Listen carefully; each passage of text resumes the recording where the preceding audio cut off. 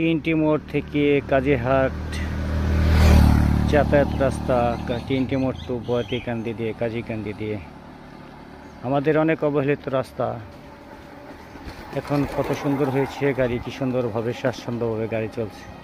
এটা ভোগান্তির রাস্তা ছিল, আলহামদুলিল্লাহ অনেক সুন্দর একটা রাস্তা হয়েছে এখন।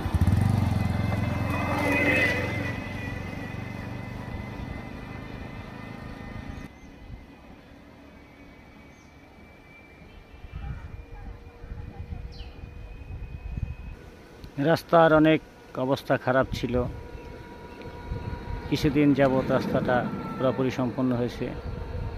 অনেক ভোগান্তি ছিল কাজীহাট যাতায়াতে টিএনটি মোড় থেকে বয়াতিকান্দি রাস্তা।